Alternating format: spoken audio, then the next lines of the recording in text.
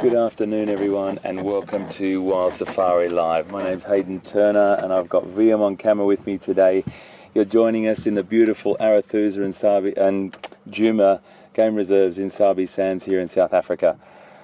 We've just come around a corner and a really great thing that I want to show you is something very special just beyond the vegetation. But as VM goes over there, I want to also say hi to Nikki and Tara in control and all of you that are joining us. If you're first timers on Wild Safari Live, welcome. You're going to come on a great African adventure with us this afternoon. And if you're a regular participant, welcome back. Great to have you on board. I just want to let you know how incredibly quiet elephants are. Now I'm just rolling down here. I don't want to startle them because I want them to know that I'm here. But it's okay, my girl. It's okay, my girl. I'm talking out quite so they can hear me. There's a lot of elephant on the reserve at the moment, which is fantastic for us. You always have to keep your eyes open. You always have to make sure that you're at a very polite distance to make sure that you understand what their behaviors are and that we absolutely listen to every single behavior that they talk to us. So I'm just looking around as I speak. I do apologise for not looking at the camera just then. I thought I heard one coming up behind us. You don't want to get yourself into a position where you cause any... Very cool at the moment, very relaxed. A little youngster just crossing the road here, a few years old, probably 3-4 years old I'd say. And his mum's just behind him there. Feeding just off anything that they want. It's like I always say, a little buffet of vegetation for them, and they pick a bit of grass, a few leaves, a bit of bark, maybe dig up a root, whatever they feel like on their way. And that's exactly what that little guy's doing right there. But as we were sitting here before, we couldn't see them. And it's one of those funny things that I think I mentioned it a couple of days ago. The largest land mammal on the planet, and they can disappear in bush. They can only be like 10 meters away from you, 30 feet, and you can't see them unless you hear them feeding. We just did see a couple of the herds just walking through the bush, and they were silent, absolutely silent. The only time you can hear them is when they brush against a tree or something like that along their skin. So it's just great to be in the presence of elephants again. And this maternal care, this beautiful breeding herd that we're in now, they're very habituated, and that word that I've used many times, habituated or conditioned to us, the vehicles. We hear them in the sense that we hear their language, or we try to, as much as we possibly can, interpret what they're meaning to us. Over time you get to know that, you get to understand that if an animal's behaving normally and it's not showing any adverse behavior to your presence, then everything's fine. But I'm just sticking where I am for the moment. I'd like to try and move down, but I'm respecting their distance. So unfortunately we've got a little bit of vegetation in the way. She's going to move forward in a second, but she's having really quite a nice time there, just kicking over some of the vegetation. Once she moves forward, I will sort of continue on down the hill and just see what's happening. I'm just going to creep forward a little bit. I'll start my engine. I need to give you a bit of an update also on Wendy, my vehicle. She had a bit of a fuel problem earlier this afternoon, also this morning, sorry. And VM and I took it back and had a bit of a fiddle with the fuel system, and then we had another go and it stopped again, and we were in a bit of a position. We were in the presence of elephants with a car that wasn't starting. It eventually started, so it's all fine, and these things happen. It's the real world. There's a lot of, sometimes you can get dirt in your fuel system. These vehicles are worked quite regularly, 6 hours a day that is, and bless them, we look after them as best we can, but sometimes you get a little impurity in the fuel. So Will went to the closest town, scooted out there on a mission, and came back with a new fuel filter for us, and VM popped that on, and it seems to be fine. It's always really important that your vehicle obviously starts when you're around elephants, so it was really important that we got that sorted. So I feel quite comfortable, I feel confident that we're in the right space, they're in the right space, and they're a little bit away from us at the moment, but they're all around us, and we will start to see more of them come through in a second.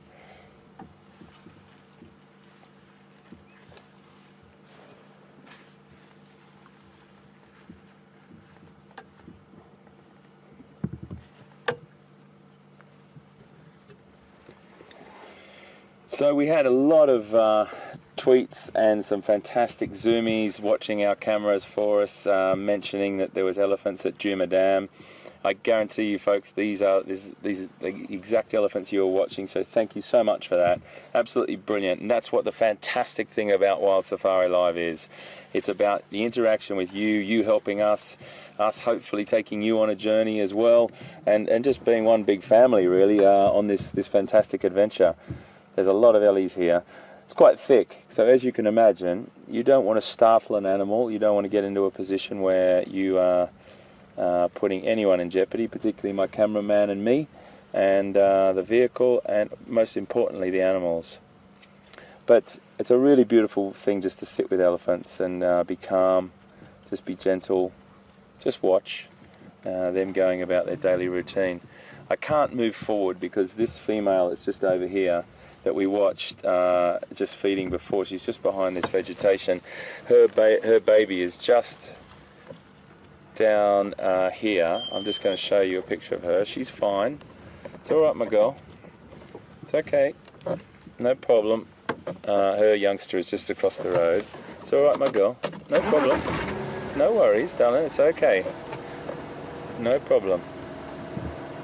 And that's exactly, she just didn't want to get too far away from him, so she's just moved across, and there's another couple just there.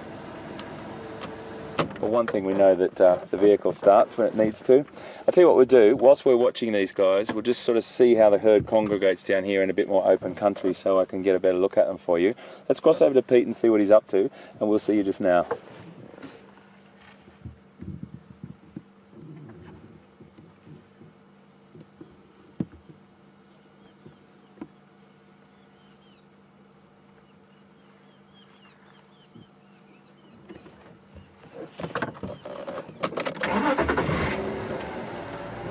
We might just push down a little bit. I think we might just be struggling to pick Pete up at the moment, so it's no big deal. We'll stick with these beautiful creatures here, and I'm sure Pete's going to be with us any second.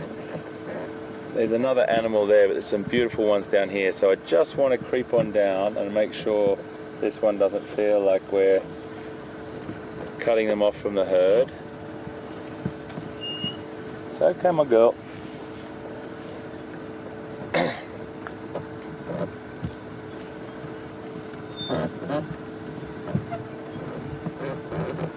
They're merrily feeding away here.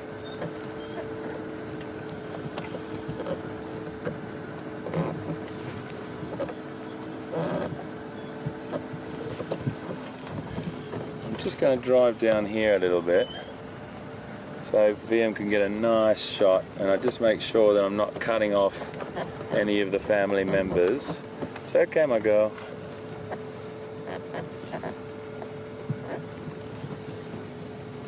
It's okay, my girl.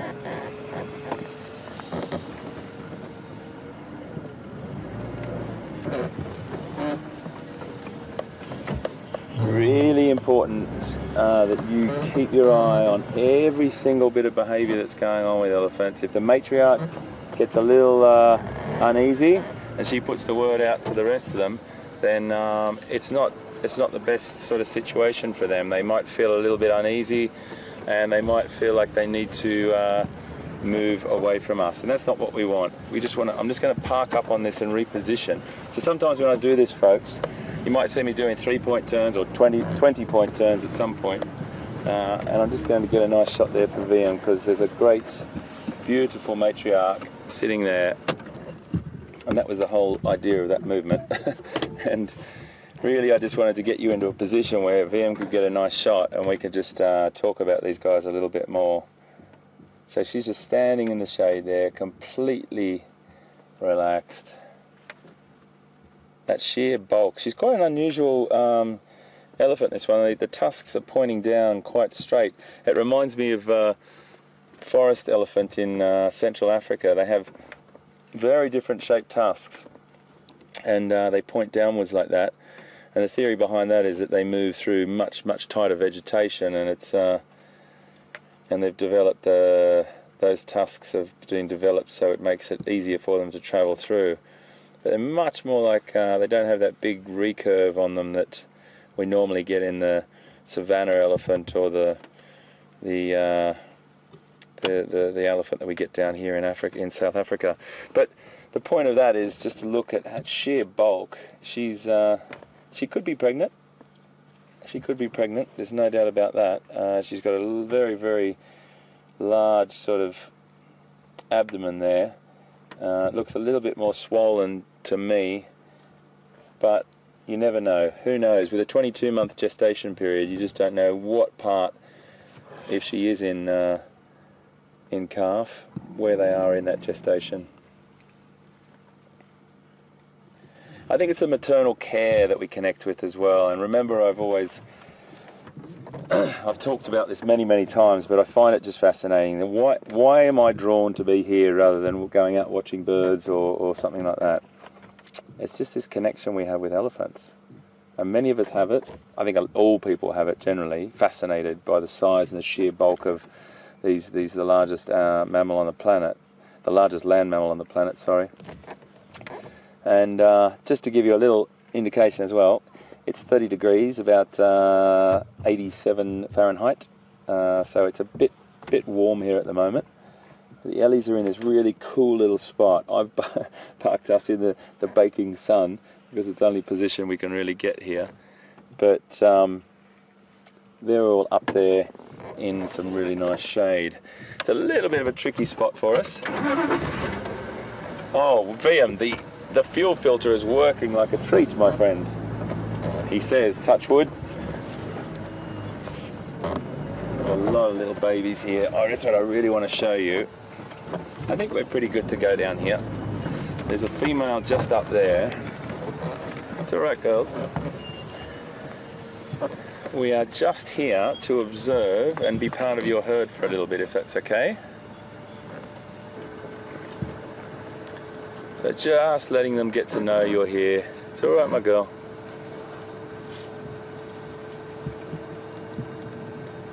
And sometimes having the engine running is a benefit, because if you creep down a little hill silently, you can startle the animals quite easily. I'm trying to just move around this for you, VM. Just watching her. She's the one that, she's the matriarch. I was watching her before. She was leading. Can you see through there, mate? I know that branch is right in front of you. There's not much I can do a bit more. If I carry on, let's just sit here for a second and let her get used to us. She has got amazing tusks, and she was definitely the matriarch. She was walking out in front silently through the bush. I do apologise, folks, about the big branch across the screen there, but there's nothing I can do about that at the moment.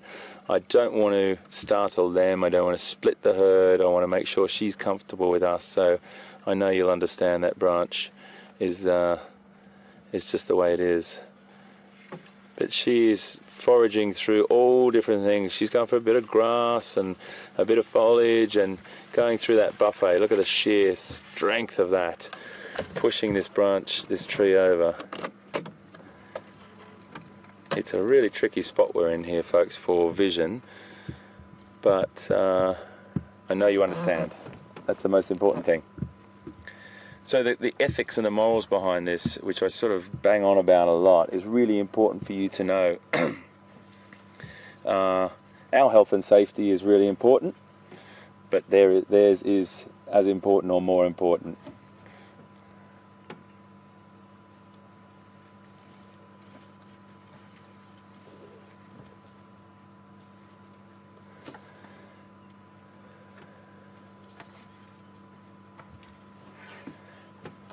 There's a little calf just down here, VM. It's so tricky.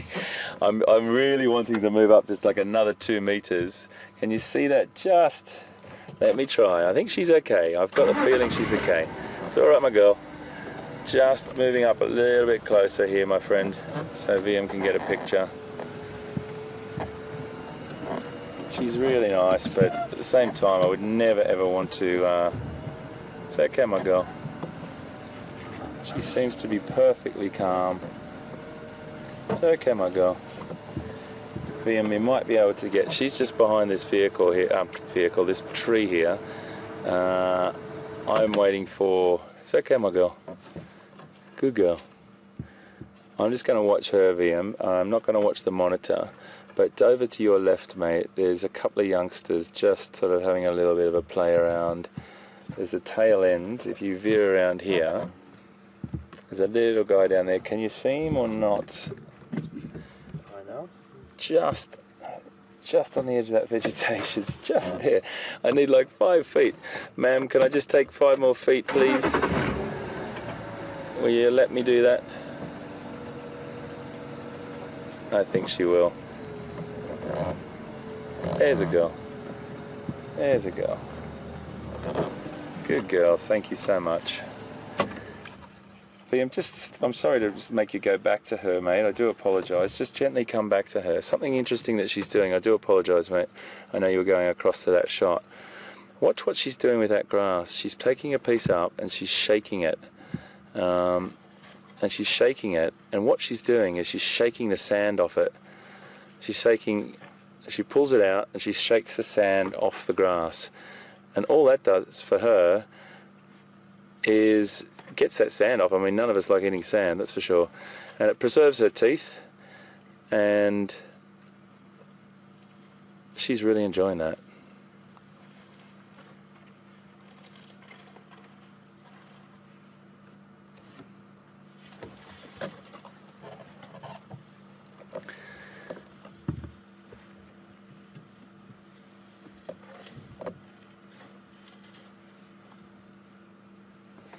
So if you've just joined us, folks, we're sitting amongst a beautiful elephant herd here, what we call a breeding herd. This is the matriarch we're looking at right now. She's behind a little bit of foliage, and that's because I'm respecting her space. She's tolerating us being here, and I always want to make sure that we look after the animals first. I know you understand that. She's just pushing that out of the way. She's like really trying to get the best grass under there, those tender shoots that none of the other animals have been able to get to. So isn't that interesting? She's just pushed that out, all that grass that was growing underneath that. None of the other species that would eat that grass can get in there because that big tree's been on top of it. But these wonderful, wonderful creatures have the ability to change the landscape, move things around, and get everything that they need out of that vegetation. She's just beautiful. You are a star.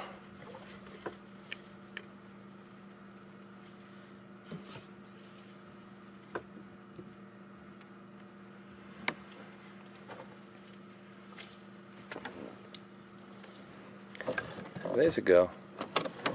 I'm just going to roll back and just give her a little few feet. So I've got David in Michigan. Welcome aboard. Thanks to you for joining us. Please don't think that I'm being rude, but I'm just turning around and watching her behaviour as well. David, you've got a wonderful question. Have I ever seen twins being born, and are they rare? Well, David, let me tell you this. I've never seen an elephant being born in the wild, that's for sure. It's not many people I've ever actually met has ever seen it happen. It's a very rare thing to see it.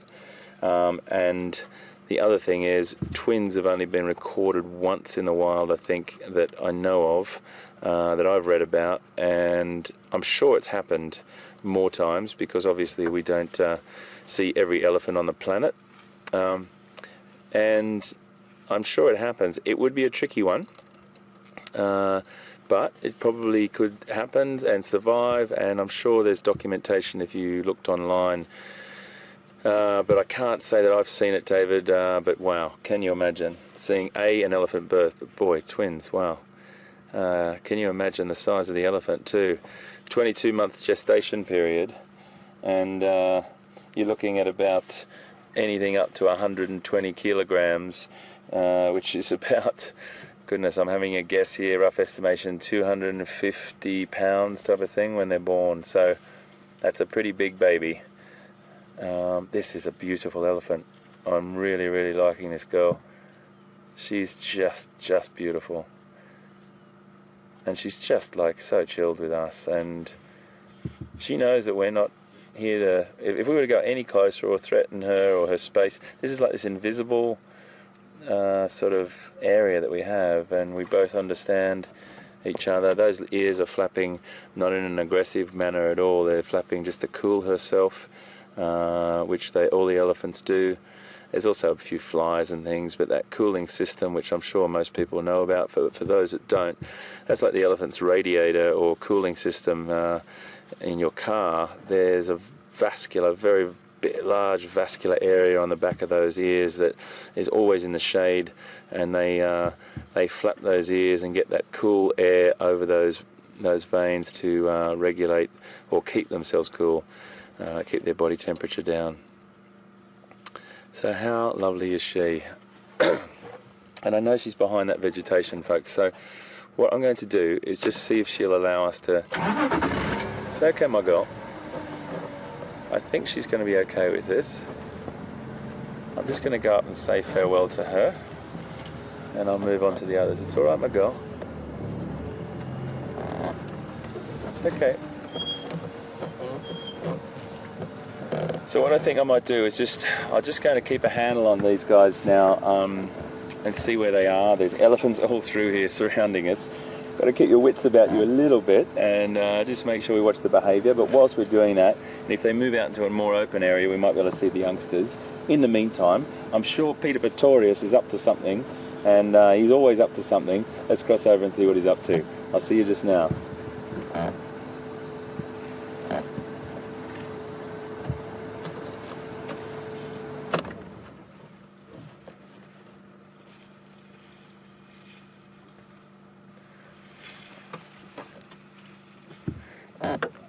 So Peter is up to something, but he's having a little bit of a difficult time with his picture at the moment, so you come back to me. What we're going to do is we're going to just move on down. There's some little babies down here I really want to see. They're very, very cool, and these are the babies that Pete had that magical encounter with last night on our sunrise drive. So I want to just go down and see if we can just get a handle on... I can't remember which individual it was, but I know there's little youngsters down here. I think she's okay. She's really got a bit of a handle on us now, that we're not here, we're not being bold and boisterous. Thank you, my girl. You are an absolute corker.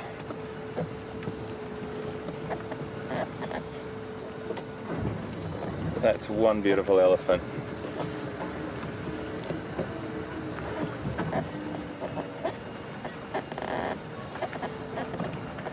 So they're just over there. Liam's pointing the same direction.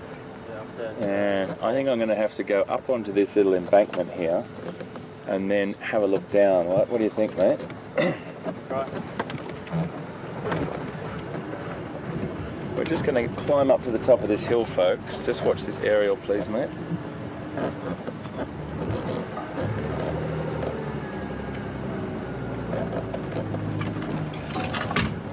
Sorry folks, we just got to grab our aerial and make sure it doesn't get damaged. We go through many a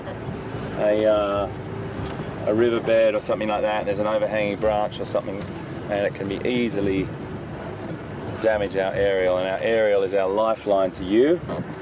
The technology that's coming out of this vehicle, bouncing to a repeater station, bouncing to a satellite, bouncing to the UK, bouncing to the United States, and it goes and goes and goes. And it's so exciting to be a part of this, folks. I can't tell you how excited I get every single time before we come out drive. I just have to pinch myself to realise what we are doing. We are broadcasting live from the African bush to you. Wow. When I was a young man, I had no idea that you could even have a mobile phone. But now, we're doing one of the most fantastic experiences in Africa, and that's broadcasting to all of you wonderful people and you interacting with us. That's the incredible thing. So questions are important. Hashtag Safari Live if you want to tweet, or email us at questions@wildearth.tv. And I'm just going to come up with these two perfect specimens. Fantastic creatures in this really beautiful open area here. Hello my friends. There we go. Hi guys.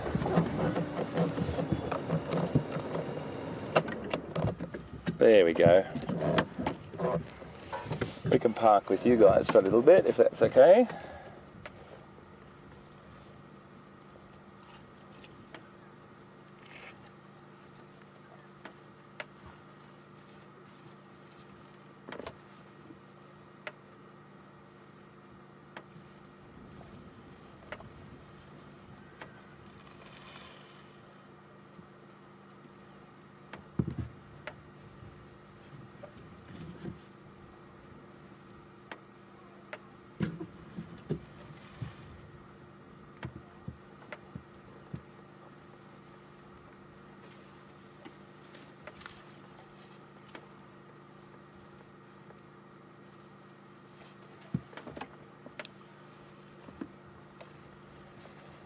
So just picking off nice tender young shoots coming off and putting them into their mouth there, grinding them up with these massive, massive molars that they've got,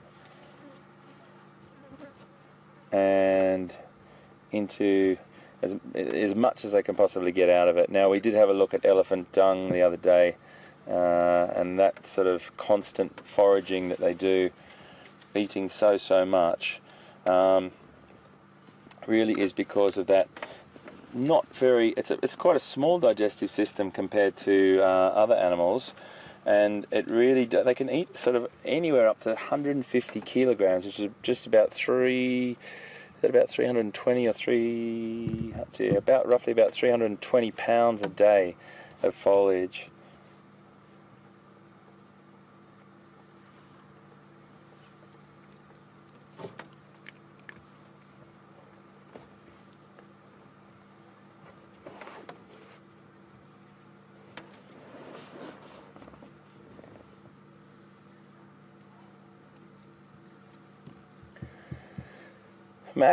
Max in Toronto. Hi Max, thanks for joining us, mate. Really great to have you with us on board. And you're asking whether that hair on their ears, VM's going in for a nice close-up now. You can see that hair on their ears is much longer, just behind the sort of back of the skull there, into the ear canal, and what it's for and why is it so long. Max, I'm going to just have my thought on this, and I think, you know, if you talk to a physiologist, an elephant physiologist, they'd probably be able to go into much more detail. But I'm believing that that ear canal is just one of those things that has to be highly protected, and in dust storms or anything really going past it, it's probably just a filter, just like we've got fine hairs in our ears and many other animals. So I'm having a guess that it's going to be like a filter, Max, to stop dust and dirt going into that ear canal. Would be my opinion on it. Just while we're on that, and thank you Max for your question, fantastic mate, and hope Toronto as well. I love that place. What a wonderful city you live in. Right behind their ears, if this this animal flaps his ears again, you'll see that huge vascular area, behind the ear that uses that cooling system. Now earlier today we got a question from a wonderful lady about why they cross their back legs. Well, not sure why, but VM, if you can just gently pan down to those back legs, my theory is it's comfortable. And you know, it takes a bit of weight off, maybe a bit of a stretch, takes a bit of weight off. It's a good time to see the bottom of that foot as well.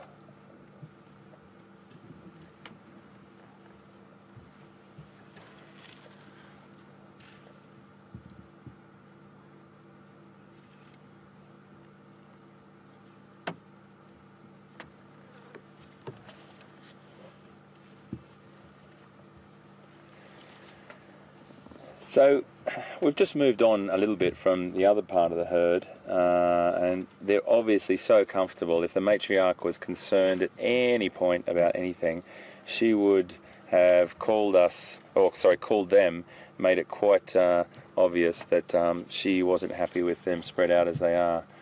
Just watching this boy now, he's quite okay. He's quite okay. It's all right, my boy. Come on, settle down. It's okay. It's okay, my boy. He's about 2 meters or 6 feet, 7 feet from our car at the moment. It's okay, my boy. Come on. It's okay. It's all right, my boy. It's okay. I'll just move back a little bit for you. It's okay.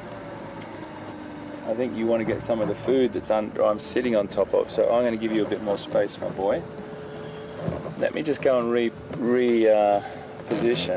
It's okay, my boy. I think there's a couple of really lovely young shoots that are just near my vehicle. So let me just reposition on the other side of him to give him some space here. There you go, buddy. How's that? And then you can walk on there. It's okay, bud. We'll just stay here and you can just carry on feeding. There you go. So we just moved up away from the others because it was a little bit tight down there, and this is a much more open area where we can view them much easier, and no one gets startled by us being just around the corner in that thick vegetation. And he has been really, really nice and just very comfortable with us, allowing us to be this close. So we're about probably a nice distance away from him now, that he feels comfortable. He did want to go across there, and you can see we were sitting right on top of that vegetation that he's eating. That beautiful skin that Liam's looking at now, that fantastic pattern, and that wonderful gait. As he's walking there, you see those front feet. The front foot is very round as he lifts it up, and the back foot is an oval shape. Hello, my girl. I'll just give her some space as well. They're coming up to drink at this water point, actually. So let me just back up a bit and give them all some space to come to this water point, and then we can have a nice view of them. And the babies are coming. That's what I wanted. All right, my girl. Now, if we just park ourselves up here, which is kind of nice, we can watch all these beautiful, watch this beautiful bit of behaviour here, folks.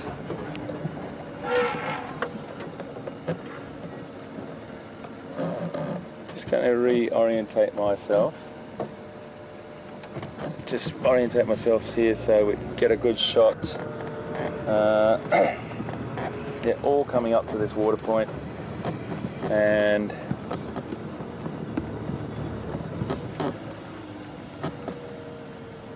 if I stay over here, then we can just watch these beautiful guys just come and have a drink, and give them space and not be in their way. So folks, this is a man-made water point here, as you can see by the edges of it, and you might see even a little bit of the lodge at the background there. They come up and use this water point quite often, and it's probably because it's pumped water in, and it's probably fresher than the dam, so it's nice to come up for them to have a drink. Elephants really do love fresh water. I remember when I was looking after elephants in a zoological situation, and they would much prefer if I put the hose up their trunk and them to fill their trunk with a fresh hose rather than drinking it out of a pool.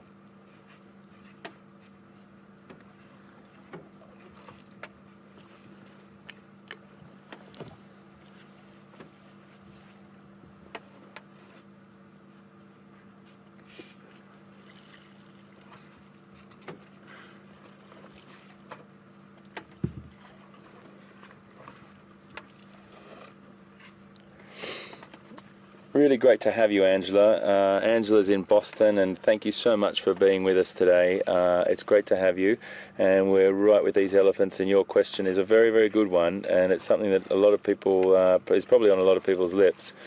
How quickly could a matriarch, or any of them, their temperament change? And the answer to that is in a split second. But one would think that over time we have been around these animals for long enough that we can get a bit of a handle on... it's okay, my girl. It's okay, baby. Look at those little ones. I'm just keeping my eyes on this individual, Angela, because I don't know this elephant. It's all right, my girl. Everything's fine. I'm just going to start. It's okay, babies. It's okay. Just so you can see these guys walk off, and we're not shooting over the back of the vehicle. And they're just going to feed here, so it might be nice for me just to reposition again. And you have to do this with elephants, folks. You have to do repositioning. They're dictating the moves. You might see me not looking at the camera as much as I normally would, or talking to you down the lens, because I'm keeping my eyes on these animals for their benefit and making sure that I don't get any of these little guys into a position where they feel uncomfortable. This could be our little friend from yesterday, you know. I think it might be. This could be Peter's little friend.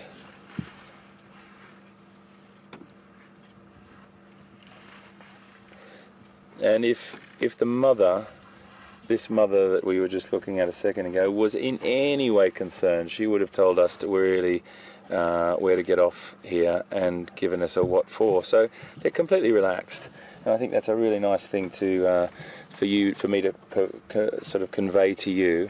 I'm constantly watching. So Angela, I'm finishing your question, I promise. I'm just watching myself here carefully and making sure that these animals are okay. They could potentially change their mind about anything really in a split second, and hopefully over time we've got enough experience that we watch them carefully and we can pick up those little cues from them that tell us when to move on. But at the moment, I have to say, folks, we are in the presence of elephants on Wild Safari Live. This is coming to you live from Djuma and Arathusa Game Reserves in the magnificent, world-famous Sabi Sands in South Africa. And what a privilege it is to be here.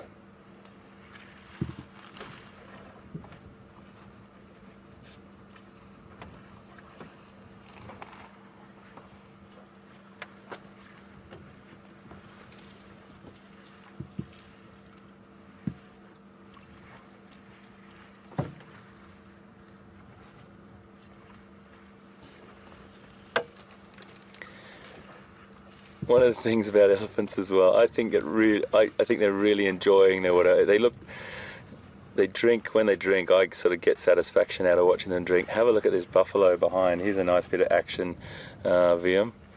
There's a buffalo about to come down as well, and let's just see this little bit of interspecies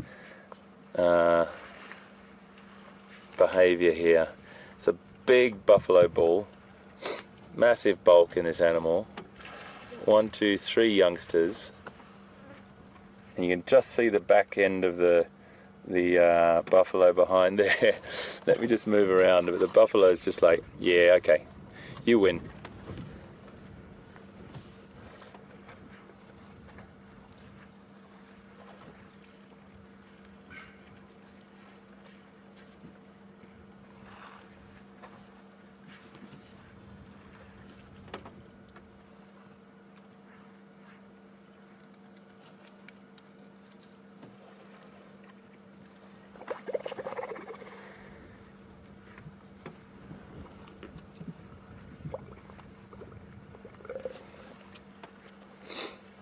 Well, this is just magic to sit here and be with this beautiful herd.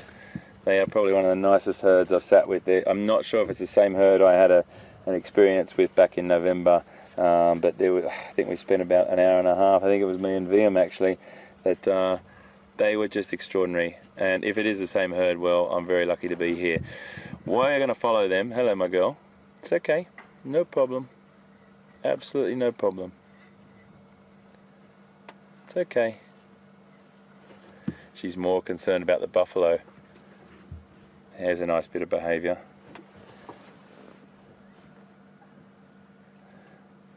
So here's Mum just saying, okay, Just watch my kids. Just stay away, you buffalo. But the buffs have just come down. They're fine. It's all right, my girl. No problem.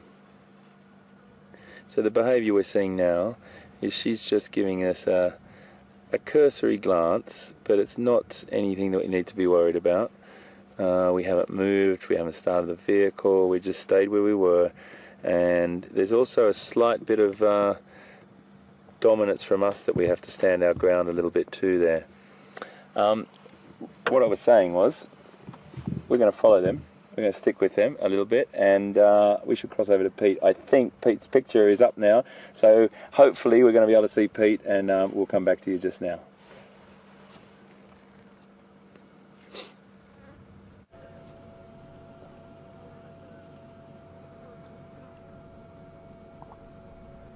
Well, good buffalo afternoon, everyone. Sorry, that was supposed to sound funny. I was supposed to say good buffalo, everyone. It's a lovely afternoon out here. Welcome here at Treehouse Dam. We've been sitting here for a bit, just getting one or two things sorted out. And it's a beautiful afternoon. I must say, you know, I say this often on drive, how it would be nice sometimes to just sit at a waterhole. And we've had that opportunity now. We just sat with these buffalo for about half an hour or so, a little bit more. And it is a lovely thing to do. Sometimes just to get somewhere, a beautiful setting, lovely buffalo, the breeze is blowing across the water towards us, so it's nice and cool and very enjoyable. The sound of oxpeckers and a few bird calls. But as always, welcome to the safari. It's been brilliant stuff already. Elephant down at the waterhole, buffalo down there as well. Pretty much every waterhole at the moment has got some buffalo. So lots going on. And the other thing that we'll start seeing more and more over the next few days and weeks as we go further into winter is sort of what we saw this morning with that lovely leopard sighting and the hyena, and what we saw now with the elephants and the buffalo is more and more species competing with each other a little bit. We'll talk about it on the drive in the course of this afternoon, in the course of many drives, but more and more there's going to be competition over resources, water, and competition over other resources, food, between the predators. My name's Peter Pretorius, welcome to the live safari. Andrew on camera, looking forward to the afternoon. Let's go look around.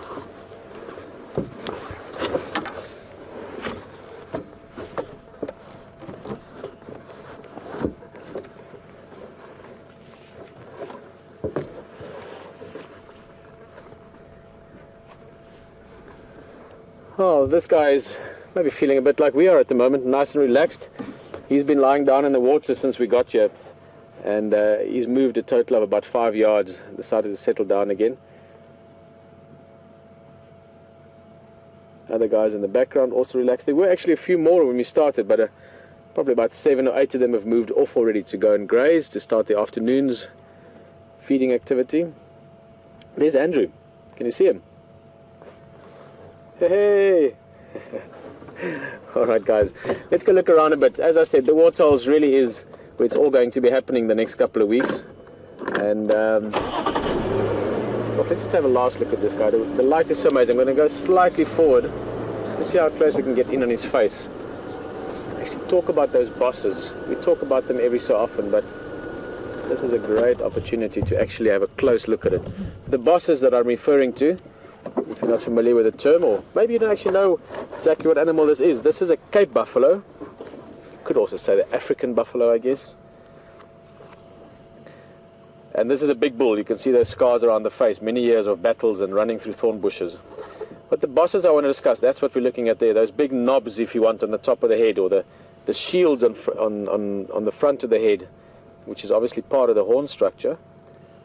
Actually, to be specific, it's part of the skull structure. So it's the bone structure from the skull that extends into the horns, and the horns are covered with this keratin, basically, like fingernails, just a lot tougher. Now, if you look at it closely, the texture on those on the bosses, it is quite dark, almost a sort of a matte black color. The beige and red and brown you see there, except for the red on the bill of that bird that jumped past, the red-billed oxpecker. But the colors you're seeing on the horns itself, that's from tree bark.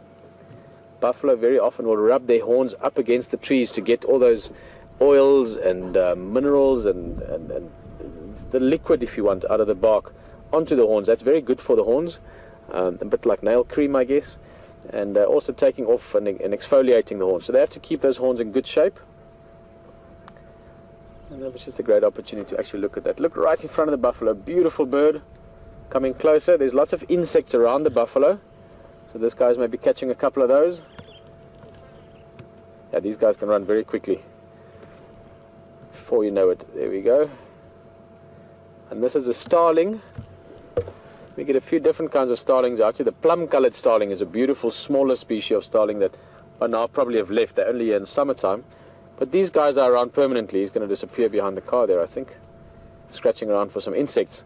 This is called a Birchill starling. Long tail, black patch around the eye, beautiful iridescent body. One of those birds that you see out here quite often, but whenever you get a good view of them, they are always fun to watch. Beautiful birds. Alright, just before we head off, as I said, we're going to check the next waterhole and then probably head over towards Arathusa a little bit, further towards the west. Guys, keep in mind, if this is maybe one of your first drives, one of the great things about this safari is that it is fully live. This is exactly how you would experience a safari if you were physically here with your bags and your camera. Only difference is now your bags and your camera at home, and you just get to come along with us. So you can ask questions, you can send comments in, you can talk to the people around you in the tweets. You can do so. Oh, let's just look at this oxpecker right on the bosses of this buff. We just talked about it. They are really awesome birds, and this is a good opportunity to have a close look. So if you want to ask us something or send something through, hashtag Safari Live for tweeting, or questions at WildEarthTV. That would be the email address, questions at WildEarth.tv.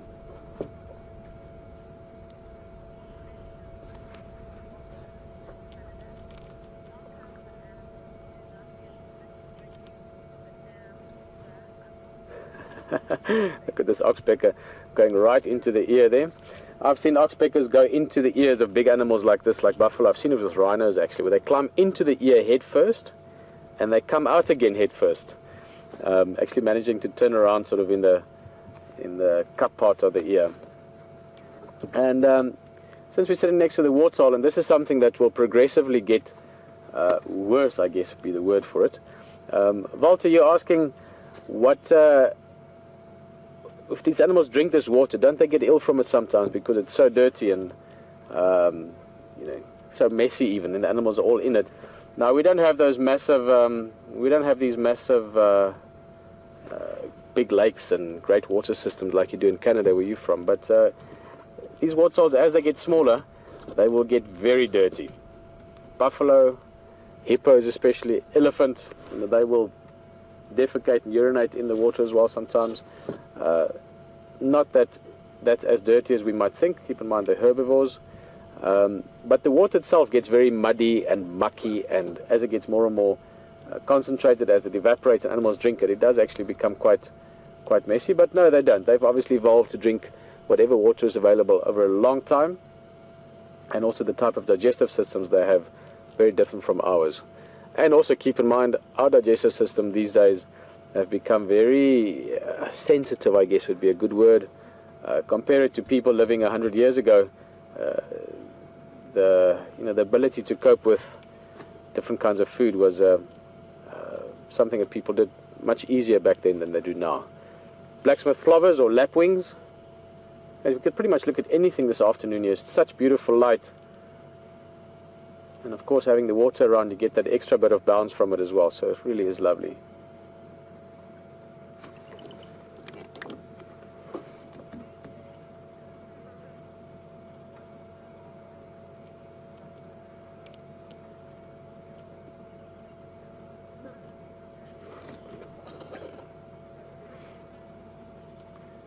Hello, Blue Jay. Blue Jay has been part of Wild Earth for a long time, and also one of the what we call zoomies. Let me quickly explain what the zoomies are, or who the zoomies are. They're the volunteers around the world that are part of this, that are volunteering their time and their passion, the same as many of you have done for quite a long time with Wild Earth. And they control the cameras at the waterhole. So firstly, a big shout out and a big thank you to all the zoomies. You guys do an amazing job, and yeah, it's very much appreciated. Blue Jay, you're asking how old do they get?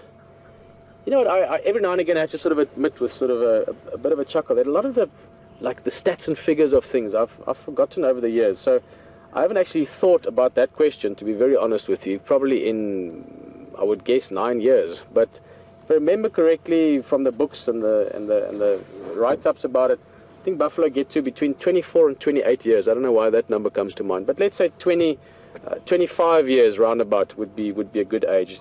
You can compare that to sort of some of your traditional cattle breeds that are quite tough. So I think a buffalo of 25 would be quite an old buffalo.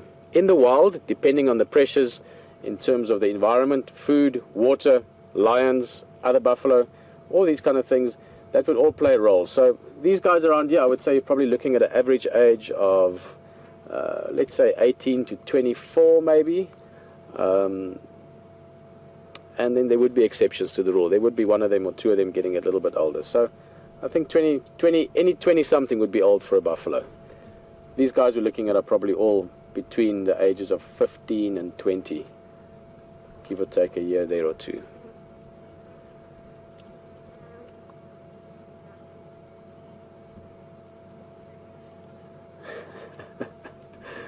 This guy is so relaxed. Okay, well, I think we're gonna start moving along. Although there might be something again that stops me just now, like maybe a leopard around the corner. Djuma is close to here somewhere.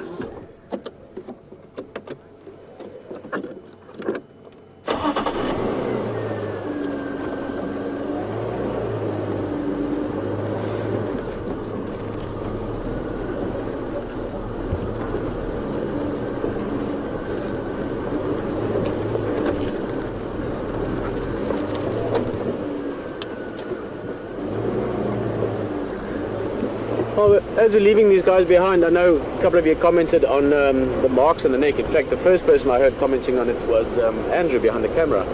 And you can see it from the above. So sort of in this area here, there's a long cut there. It might be from lion, although if lions got close enough to that buffalo to start making cuts on the skin behind the head, you would certainly see other marks elsewhere in the body as well. So possibly lions, I don't think likely. I think maybe from fighting with another bull and in the hooking of the horns maybe behind the head, that could have hurt the buffalo in that way. That buffalo is still big enough and young enough to be at the sort of the end part of his dominant stages with the herd, so he would still be competing actively with other bulls. So I would guess maybe rather buffalo, maybe a thorn branch when running through the bush, although buffalo's hides are very tough. So I would probably go with another buffalo's horns, but certainly could possibly be from lion as well. Buffalo tracks, Ellie tracks, Land Rover tracks, all the big tough animals of the bush have been passed here today by the looks of it. Now we are looking around very carefully this morning. If you didn't see this morning's drive, we had a fantastic morning again. Lots of wildlife around. We also had a great view of Djuma, that leopard. He was up in the tree when we got there. Food fell down, he picked it up, didn't put it back in the tree. Ahina came along, he went up the tree again. A bit of interactivity between those two, or interaction between them, and then Djuma finished the food. Djuma is a leopard, by the way. Sorry, maybe this is one of their first drives. Young male leopard, just very close to 2.5 years old. And when we left him, we couldn't actually see him anymore. He went into this thick, what we call a drainage line, which is this little sort of donga there. Now, donga is also a word you don't know. Donga is a word referring to a drainage line or a small stream, if you want, but not a stream that's running, a dry stream bed that goes in quite deep, so it's like a deep sort of ditch-like stream. Now, we are, I would almost, wager good money that we are within 200 yards, if not within 100 yards of that leopard at the moment. But Djuma has got this ability to just go and find the spot that he hides in. A few days back I tracked him, and when walking in, he only jumped up at about, I think it was 6 yards or 8 yards or something like that. So he's hiding here somewhere, most likely. Not definitely, he could have moved. I was almost hoping to find him at the waterhole. Now, I'm still hoping to find him at the waterhole later on. This is where he was, these big trees to our right. But the killer's now finished, so he's not going to be hanging around at the tree, but I think he's lying here somewhere in the ditch waiting for things to cool down. So I'm not going to walk in because we don't want to disturb him. Not that he's that disturbed by it, he's been used to it since he was a young cub. But we are going to come back here. unless something happens, of course. That's the other thing. You never know what's going to happen. This is happening as we speak. You know as much as I do what's going to happen next. Except if I do this, because then I know it before you know it. But otherwise, we're going to look around. We are going to go to Area Tuza as well. That's the area to the west that we drive in. It's a big waterhole there. There's been some reports of some strange hippo behavior there. I'm not quite sure what strange hippo behavior is, but I'm very curious. So we're going to go have a look. Had some leopard and lion tracks here this morning as well. So lots to look forward to. Sit back and enjoy the drive with us. We're going to have a good time, that I can promise you.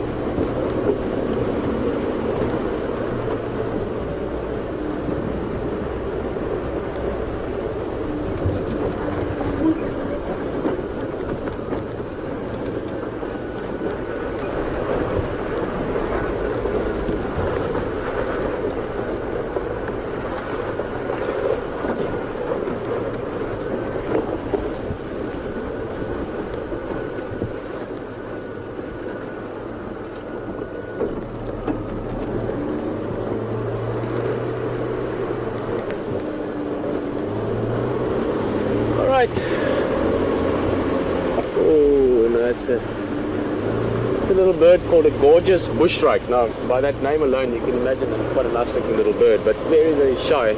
Just saw it through the leaves there. Guys, if you've maybe just joined us for the drive, just to give an idea of what's been going on.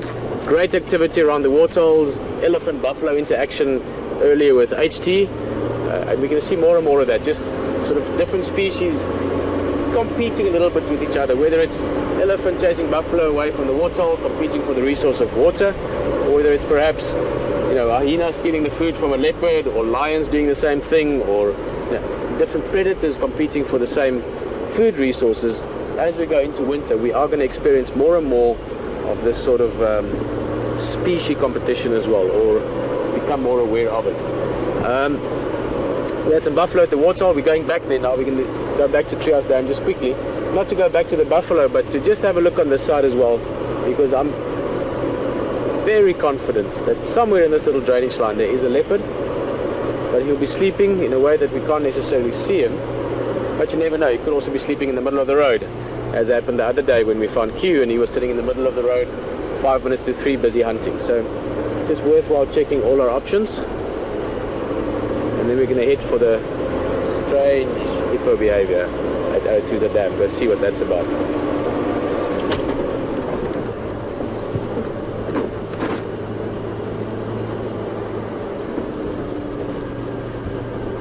Some elephant tracks here. We didn't see them at the waterhole, but their tracks were very fresh when we got there, 3 o'clock our time.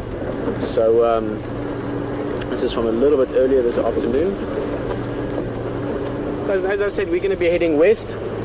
You're going to go over to HT just now, ask him some good questions. Let's have a quick look here before we go to H. Another buffalo, more oxpeckers, and a warthog in the back. Not every day we get to see warthogs out here, but we have seen this one this morning as well. And we also saw the warthog's youngster, except that it was the prey or the food for Djuma.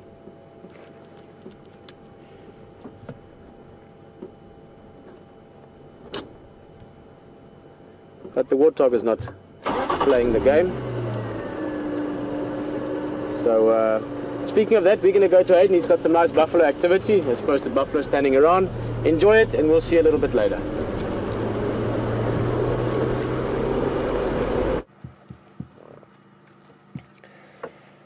Well, welcome back, folks, to this waterhole again. We're still here. I'm sort of boxed in a little bit at the moment. I've got elephant up to my left, up the road, and she, I think, is the last elephant to come through. She just pushed the buffalo out of the way, gave a bit of a head shake. I don't think they're really paying too much attention to us at the moment, but she's just following up. I think she's the last straggler.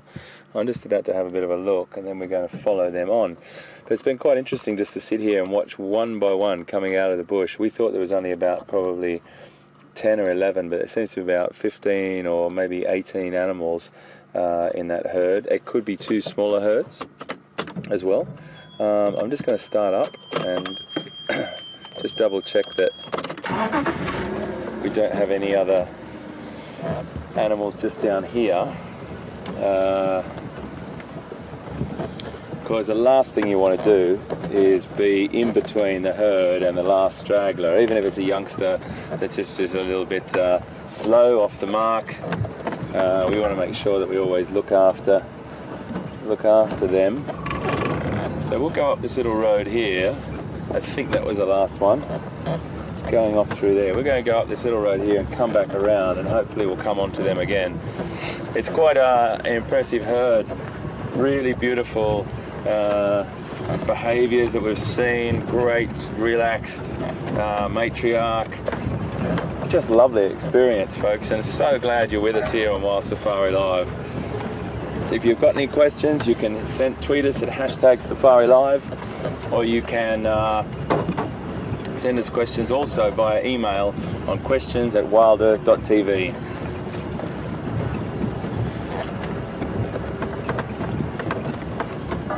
That was cool, yeah, Vim? Yep. Very nice.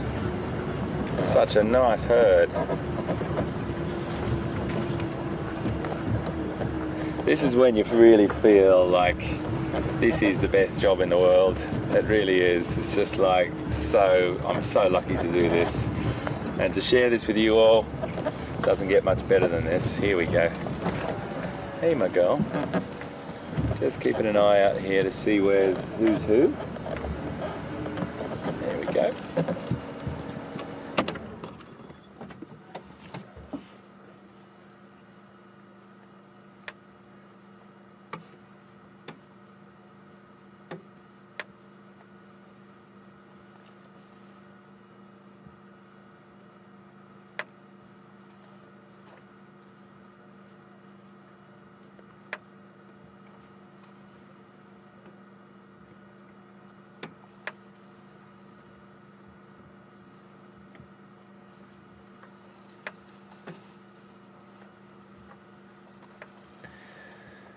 Wow, I just had some fantastic feedback from Chris on Twitter. Thank you so much for looking that up, Chris. Chris is just telling us now that that the last recorded birth of twins was on Pongola Reserve. I'm not really sure where that is. I've never heard that name before. And there was twins recorded there, so that's incredible. But it's a very, very small statistic, a very, very small percentage that ever happens, and to see it or record it live. My question, Chris, would be actually, even if you could research that a bit further for me, I'd love to know whether they actually viewed the birth, they were present when it was born, or they just saw two calves with the one mother. Because there has been recordings, and this would be great to continue researching for us, and this is what's so great about this Safari Live, is you can do things for me and help me. I don't have all the books here to do this, or the internet to just go and look at something like that. Figure out whether the people that recorded that were present during the birth, or whether they just saw two calves with one female. Because I have seen it where a mother has died and another related female, or I've read it, sorry, another related female has taken on or adopted the other baby. So, Chris, I'm sorry to make you do more work. It'd be fantastic if you could find out for us. Hopefully splitting your screen and having Wild Safari Live on one side and looking up on the net something else for us, that would be brilliant. I really appreciate this, Chris. This is great. I'm learning so much from you, and always really great to have you online. So we look forward to seeing, Chris, if you can find anything else out for us. We've got elephant down here. Got elephant up here. Elephant over here.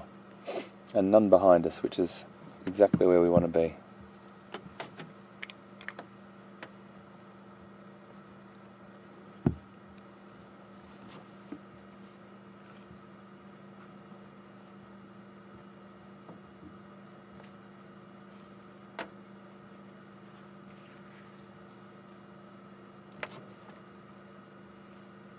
I'm just waiting to see whether this individual here is going to come this way or go in front of us. I don't want to, again, split the herd. It's a bit hard for you to see anything at the moment, but The vegetation here is very thick, folks, and understand that I'm looking after everyone here. That's my ultimate goal, is everyone's safety is my ultimate importance. Lots of little babies in there.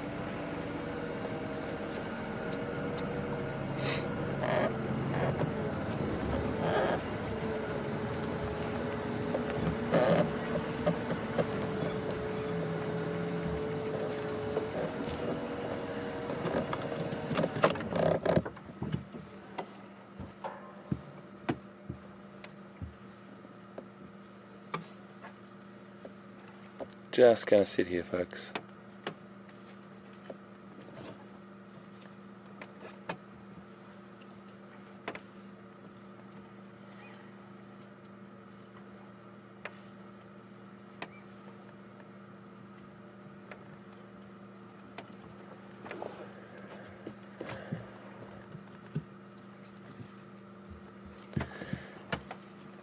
It feels quite surreal, folks, to be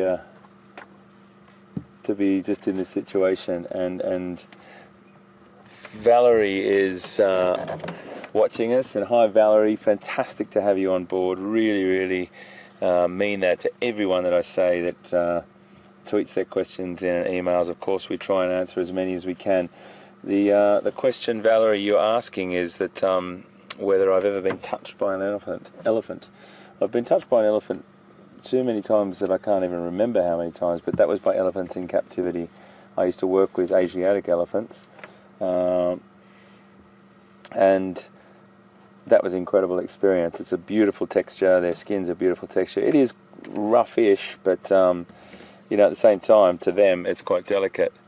But in the wild, I only ever had a situation where an elephant came up very close to the vehicle, and I felt its breath through its trunk, and it was breathing like this, breathing with its trunk, and then blew out like that.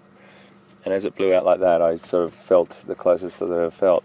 Now I do have another story, which I'll just wait for a second because I just want to have a little bit of a recap. There's an elephant lying down in the grass there. That's why I wanted to double check, and that is just spectacular. VM, if you just zoom in, right, see that long straight trek there, right in the grass below, there's a little baby elephant lying down. Come down, mate, down, tilt down, just there. There's a little elephant. You'll see his ear flap in a minute. He's having a little rest. I'm sorry I got my head right in the shot there, I do apologise, but I just thought there was a female coming up behind.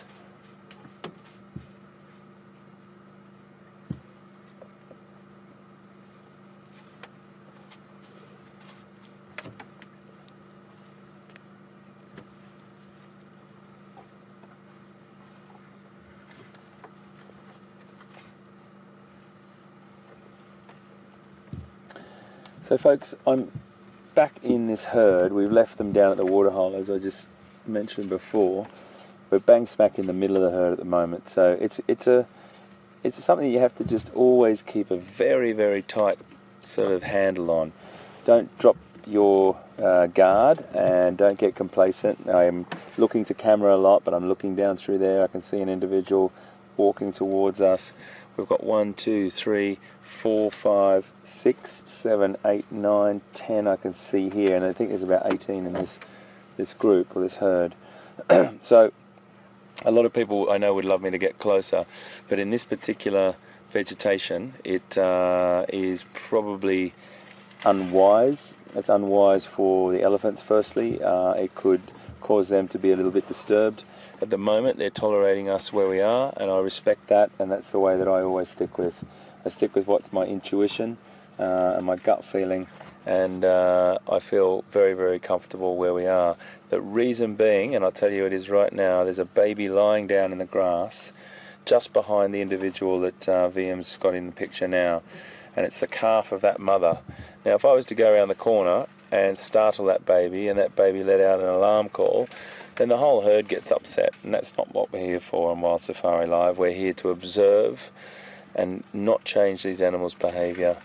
We really want to just become part of this herd this afternoon. It's really important, and I know some people may get closer to elephants when you watch documentaries, but I have a real strict policy with my intuition, and my intuition tells me that this is perfect, and we sort of look like potentially an elephant looking through here. I'm just going to roll back a little bit because I just want to see how much space we've got between this elephant here and the rest of the herd. Just bear with me, folks. Okay, who is that? That is a female with calf, and she's quite a big girl, this one, and she's got quite a young individual with her. So we're going to just make sure we just give her a bit of space. It's okay, my girl. I'm going to give you some space here.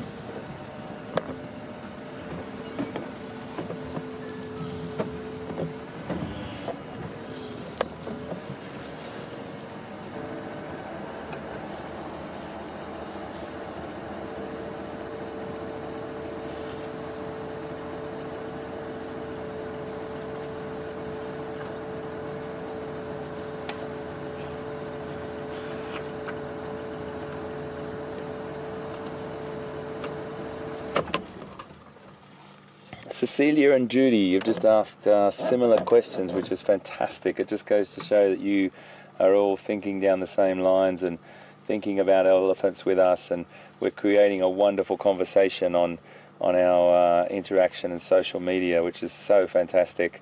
You're both wanting to know, how long does a baby take to learn how to use its trunk? Well, it goes through really different periods in its life, and that trunk doesn't really need to be used for quite some time until it starts to forage for itself. Just going to give this mama a little bit of space, folks. She's got a real young one with her, which is really cool, but I'd like her to walk in front of me and be comfortable. So I am coming back to your question. Let me just get my ducks in a row here, so to speak. I can then move up. She's got such a young baby. VM, I'll get you a better picture, mate, but I just wanted to get us in a better spot just to watch what she wants to do, whether she's going to go left or right. So you really have to look, Judy and Cecilia, I am coming back to your question. I just really want to make sure that we're in the right spot here. This is a situation that one has to take great care in and great respect for the animals, as I'm sure you're aware. So the babies start to use their trunk properly in their sort of later years, in their sort of second year and third year, but they'll start to experiment with it. They'll start to drink a little bit with it early in their first year as well. They're still suckling from their mother as well for quite a while, so that maternal care, they lavish their babies with maternal care, and they'll remain in constant touch. The ones that can walk underneath the mother are the ones that are pretty much under a year old. So they start to use that trunk. That trunk is probably their lifeline. It's their lifeline to survival, really. That trunk is the most important thing in their world. And if I do stop in mid-flight in conversation here, folks, it's just because I've got a little baby off to my right, Vim, who's just been a sneaky little character, and he's just coming around just to have a little look at us. And he's great. He's great. And this could be Peter's little friend, but we always want to make sure. Hello, my boy. Hello. How you going? How you going? Where's your mama?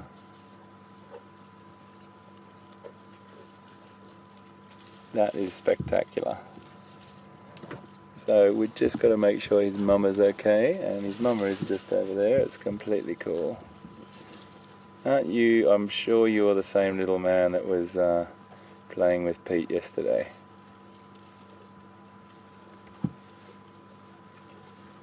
He's about 3 feet away from my vehicle at the moment, folks, which is a really tricky situation for us in the sense that I can't start the vehicle because it would startle him, so I just want to make sure he's comfortable. He's eating now. He's about 2 meters away from the vehicle, but it's all fine. It's absolutely fine.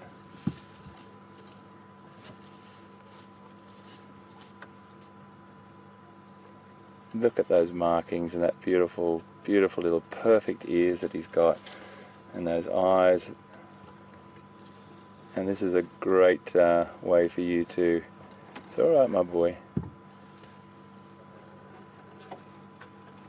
It's okay, my tiger.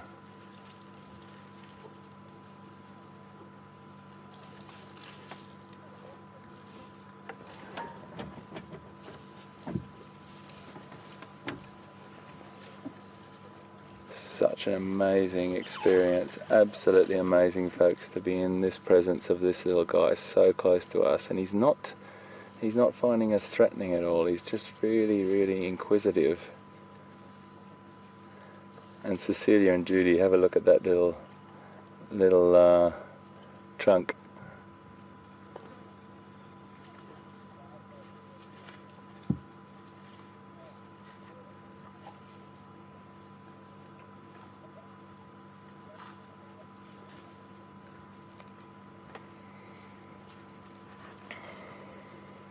I can't tell you, folks, how extraordinary this feels right now. And he's just so cool. He's so relaxed. He's like, we're a bit weird, we're a big green thing. And now they're going to have a little bit of fun together. So the one closest to us is a little bit older.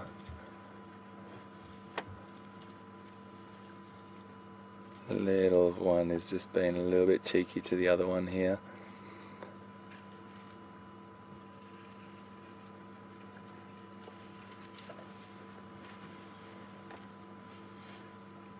Hey boys. Spectacular. Wow. It's okay, fellas.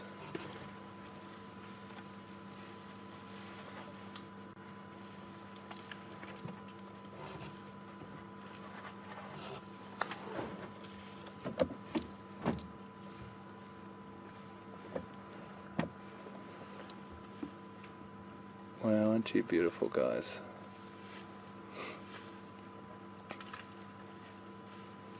"22 months in the womb and that little guy comes out.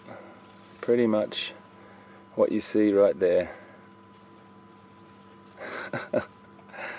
I've got to tell you, folks, what I'm feeling right now is one of the most incredible baby experiences I've had in a long time with elephants, and I'm sure Pete felt the same way last night.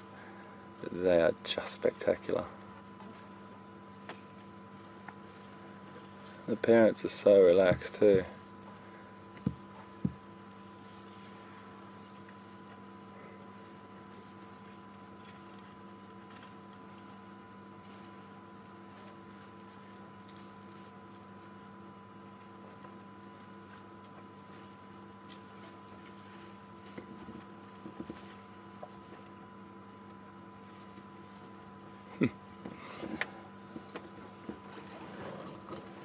Okay guys, you probably should move on a little bit, my friends, because I don't want your mummy to get upset with us.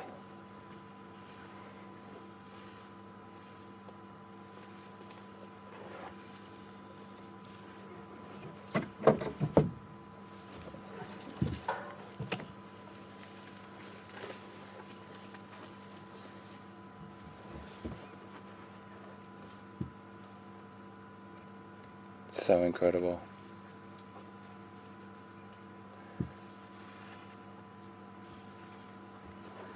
I'm just like, I'm speechless, folks. I'm just sitting here watching with you these incredible creatures. They literally are 1 foot from the front of the vehicle, 2 feet maybe, the tail of this little guy.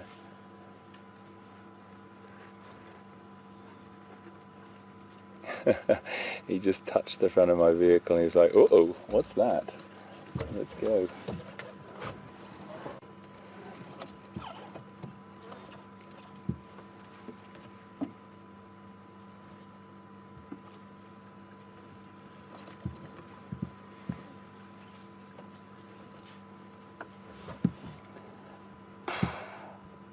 Speechless.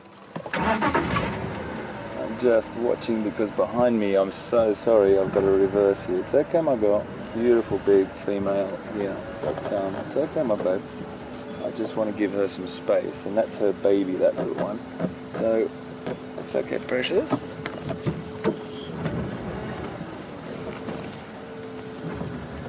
Give you a little bit of space. So what I've just done, and I'll explain every single move I make, is giving respect to her. Just, you do a wide shot now for me, VM. I'm going to just point, or you can pan as I speak, mate. This female here has just allowed us to be with her youngster. This is this individual just here. She's pushing over this tree. She's just been allowed us to be up in this area here with her youngster. So I was pretty much in between both of them, but I was watching her constantly, and that's when I sort of went a bit quieter just to make sure that she didn't get, the little ones didn't get startled. We still spoke through it and everything, but it was just a quiet moment we had. It was just lovely. And all it was just letting her know that, you know, we want to give them the space. The babies have taken off up the road now, but it was just a special moment. And sometimes, folks, I have to tell you, you don't have to speak. The pictures tell it all. You are one amazing mum, my friend. The trust. And that just goes to show you, folks, what the most incredible thing is about being out here in the African bush on these magnificent reserves in Sabi Sands. Djuma and Arathusa, this particular herd, is so comfortable, so habituated, so wonderfully comfortable with us that that was not even an issue for her. It's got to make your day. Wow.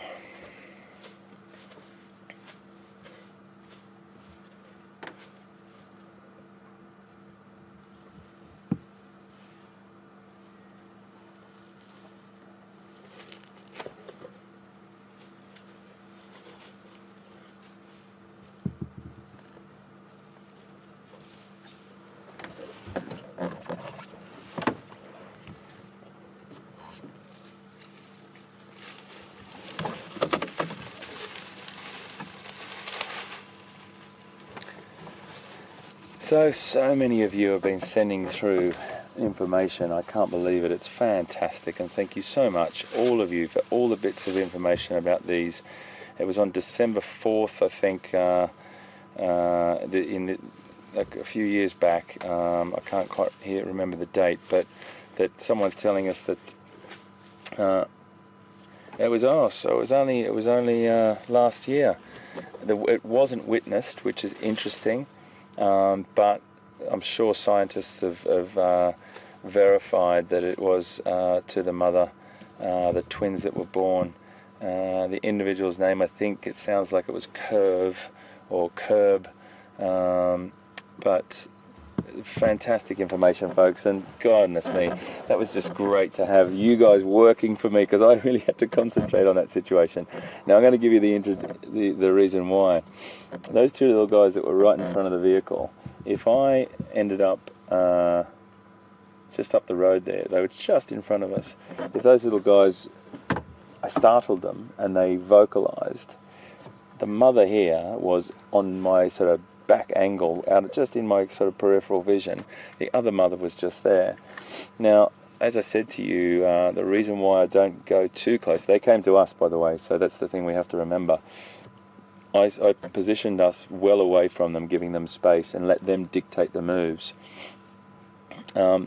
This adult female is only like 5 meters away from us, 15 feet. Feeding away, completely comfortable. She's the mother of one of those little ones, and it was the second little one that came up to us, the sort of little bit smaller and the comfortability rate is just high, very, very high.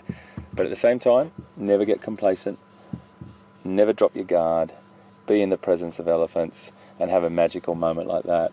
He touched the bull bar. I felt him touch the bull bar and he was like, oh, I've never felt that before. And that's when he just took off. Incredible stuff. Wow, you watched it with us live on Wild Safari Live, and I'm so thankful for all that feedback and the questions. We're going to cross over to Pete because I need a bit of a minute to compose myself after that beautiful encounter. Let's see what Pete's up to. I'm sure he's up to something, he always is, and we'll be right back with you just now.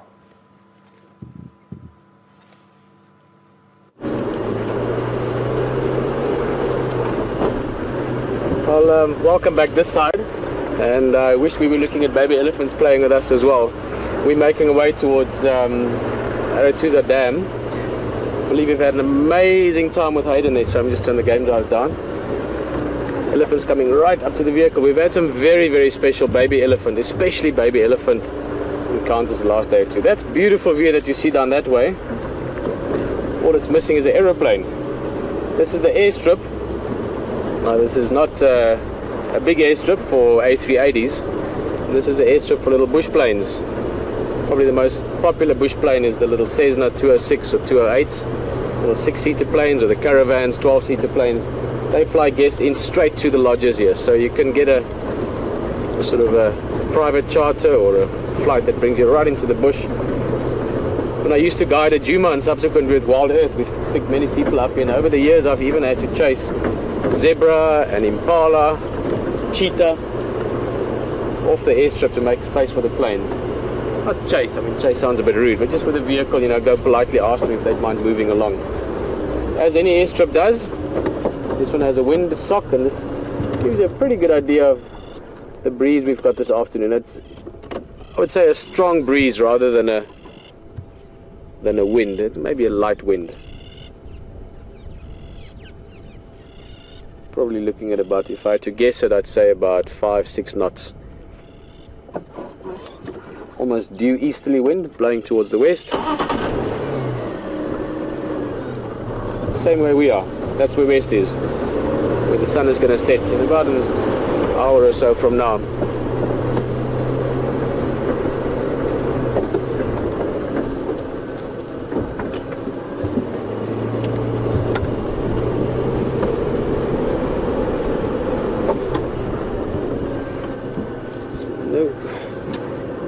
Thought I saw something, but not.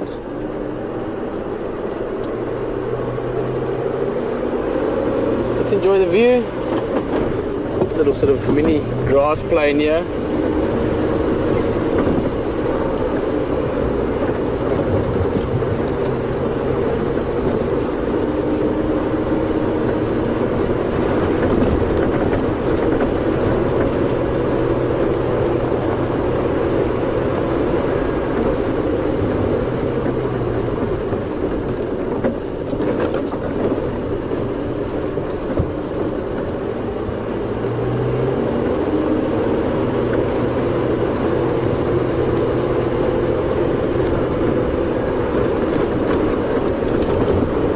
Guys, I believe one of those, sorry, I just thought I saw, is a hyena track?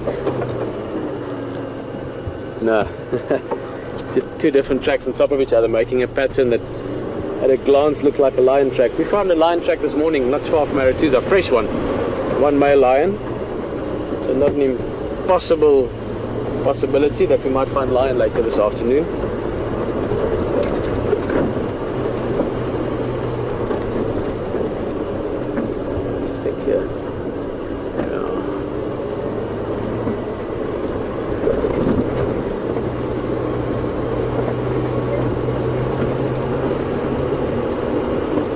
Thinking about those elephants, really have had some very special moments the last few days, and I really hope the next few days as well. With things getting drier quite quickly, we've got more and more big animals moving into the area. This area of Sabi Sands that we are in, I've got good water holes, so that'll attract a lot of the bigger animals, buffalo, elephant, especially those animals that are reliant on water. So I think we're going to have a very, very good winter ahead of us in terms of game viewing. But those resources are going to be tough as well, going to become limited as well. Quite a few, if not all those water holes will dry up close to the end of winter, which means you've got massive concentration of game on the water holes that does have water. Like the one here at Arathusa, it's quite a big dam, that should hold water. The Buffelshoek Dam is a good one. You're in for a treat over the next few months in terms of especially the big game.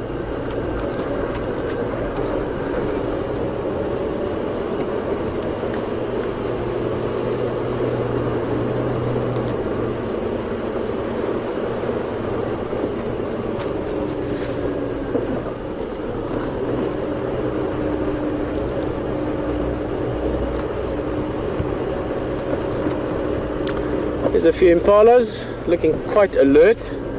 Maybe they just haven't seen a vehicle like ours for a little while. We are close to Arathusa Dam now, where we had that update about the hippo behavior from earlier. Thank you guys, those of you that help us with updates from the waterholes. It means a lot. It means we can find things that might have been missed by even the guides or the lodgers. Cheers dudes. Wolves actually.